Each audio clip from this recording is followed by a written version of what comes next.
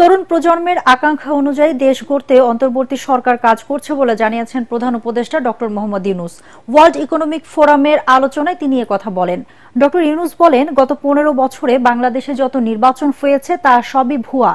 সেসব নির্বাচনে কেউ ভোট দিতে পারেনি। এছাড়া মেটার সাথে এক বৈঠকে ফেসবুকে মিস ইনফরমেশন প্রতিরোধে কার্যকর ভূমিকা নেওয়ার আহ্বান জানান প্রধান উপদেষ্টা। আরো জানাচ্ছেন ইয়াসিন রানা।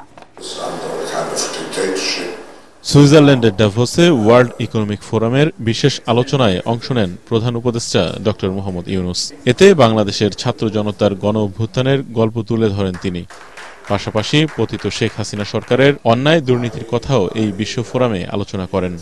ডক্টর ইউনূস বলেন, শেখ হাসিনার দুর্নীতির রেকর্ড সংরক্ষণ করা হবে। শেখ হাসিনার সময় ভুয়া নির্বাচনগুলোতে কেউ ভোট দিতে পারেনি বলেও জানান প্রধান উপদেষ্টা। The regime that ruled the country, all fake elections, nobody voted, but she got elected herself as they wish. So it's a single person regime which commanded everything, and that's what made all the people and the students furious. তিনি বলেন, অন্তর্বর্তী সরকার তরুণ প্রজন্মের আশা আকাঙ্ক্ষার বাস্তবায়ন করবে।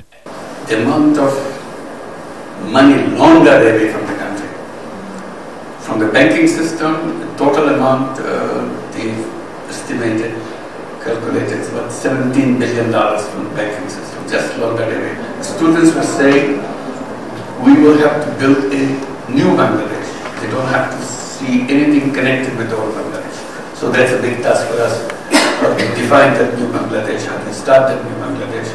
And we are committed to create that new Bangladesh. এছাড়া world economic ফোরামের সাইডলাইনে climate hub সেমিনারে অংশ নেন doctor Yunus.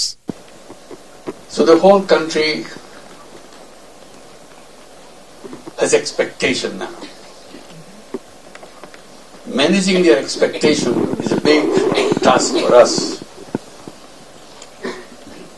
because they want everything to happen right now. If you are a government, if you have the power, why can't you do it? You have to do it now. এদিন বিশ্বব্যাংকের managing director Anna বিজার্ড এর সাথে sideline বৈঠক করেন professor Yunus.